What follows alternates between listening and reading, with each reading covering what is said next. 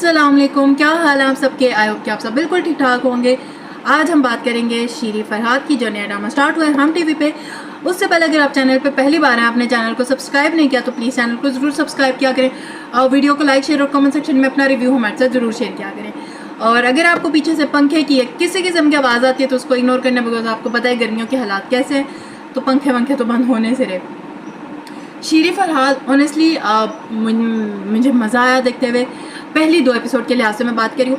एक तो ये जो स्टोरी है ये 1975 में की स्टोरी दिखा रहे हैं। आगे उसको उस 1975 के उस पर दिखाना, आप कहीं से नहीं कह सकते कि आज की स्टोरी है जो उन्होंने पूरा सेटअप बिल्डअप किया, जो उन्होंने पूरी एक दुनिया बनाई है शीरी फरहाद की, वो आपको वाकई लगता है कि ये आज के ज़माने की नहीं है, ये कहीं पिछले ज़माने की। वो बहुत ज़बरदस्त है।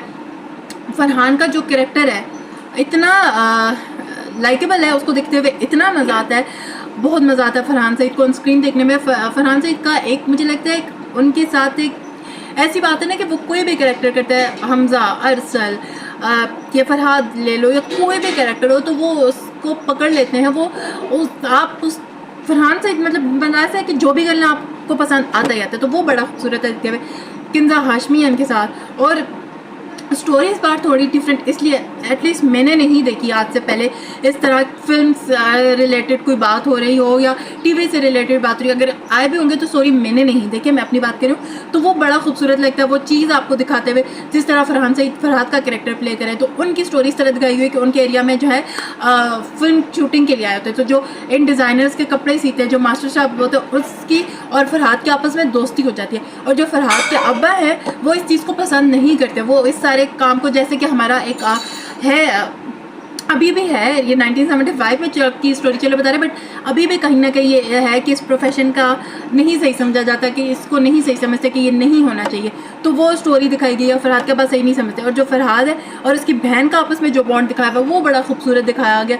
और जो फरहाद है वो बेसिकली डायरेक्टर बनना चाहता है, उसको कैमरे पे इतनी आना, ये भी एक मुझे चीज़ डिफरेंट लगी कि अगर हम देखे थे तो हमें किसी को दिखाना है तो हमें हीरो हीरोइन, तो वो कैमरे के पीछे काम करना चाहता है, वो बड़ा ज़बरदस्त लगे। और जब ये फरहाद जो होता है ये अब मीडिया में काम करना चाहता आता है, बट उसके अब्बा पसंद नहीं करते। इसकी जब टेलर साहब से मुलाकात होती है तो वो जब जाते हुए इसको अपना दे के जाते हैं, बता कि तुम आए कभी लाहौर तो मुझसे मिलना। अब इसको शौक चढ़ गया इसका, और इसके जो दोस्त का बॉन्ड है वो भी इतना खूबसूरत है, इतना ज़बरदस्त है। और इसका फरहाद के दोस्त और फरहाद की बहन का आपस में जो लव एंगल दिखाया गया वो भी अच्छा लगता है कि एक थोड़ा डिफरेंट है। बट फरहाद जब टेलर साहब से मिलने जाता है लाहौर, वो इतना खूबसूरत सीन है, वो जो ट्रेन वाला सीन है, वो सारे जो उन्होंने शॉर्ट्स लिए हैं वो बड़ा खूबसूरत है। और वो जब जाता है वो जो पान वाले की दुकान है, वो सारा जो इन्होंने पूरी स्टोरी बिल्डअप की हुई है वो बहुत खूबसूरत है। डायरेक्टर ने बड़ी कमाल हासिल है इस चीज़ में कि उन्होंने बहुत खूबसूरत तरीके से इस चीज़ को आगे लेके चले हैं, बड़ा मज़ा आता है देखते हुए। और जो टेलर साहब हैं वो असल में किंजा हाशमी, जो शीरी का कैरेक्टर प्ले करी है, उनके अब्बा हैं। और यहाँ पे जो शीरी की स्टोरी है वो ये है कि जो शीरी के अब्बा हैं वो उसको फिल्म इंडस्ट्री में लाना चाहते हैं, वो उसको दिखाना चाहता है। और शीरी बेसिकली क्योंकि बचपन से ये सारा माहौल देखते हुए आई है, वो इस चीज़ में कोई इतनी इंटरेस्टेड नहीं है। बट यहाँ पे फॉर अ चेंज उसके अब्बा का ये ख्वाब है कि ये वो आके यहाँ पे करे, लेकिन अम्मा उस चीज़ के खिलाफ, अम्मा नहीं चाहती कि बेटी इस चीज़ में, बट अब्बा चाहते हैं आए। और फिर जब फरहाद आता है वो बाप के जो ख़त लिखे था वो कितना खूबसूरत था, बहुत ज़बरदस्त है। और फिर जो उसकी बहन का इमोशन दिखाया, अब आ रहे हैं कि मेरा सब कुछ ख़त्म हो गया से।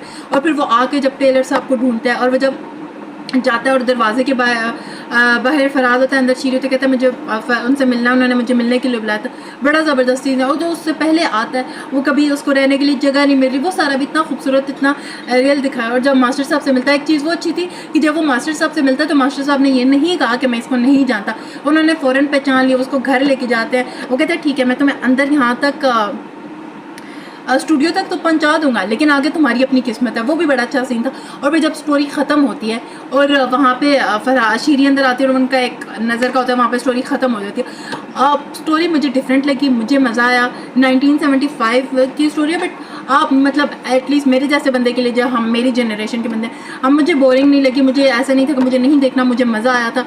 एक एपिसोड देखी, डेफिनेटली दूसरी का भी देखी कि मुझे अच्छी लगी है। आप लोग बताएं कि आप लोगों के इस बारे में क्या हालात है, कमेंट सेक्शन में ज़रूर बताइएगा। वीडियो को लाइक शेयर और चैनल को ज़रूर सब्सक्राइब किया करें। आप लोग अपना रिव्यू हमारे साथ ज़रूर शेयर किया करें, चैनल को ज़रूर सब्सक्राइब किया करें। अल्लाह हाफ़िज़।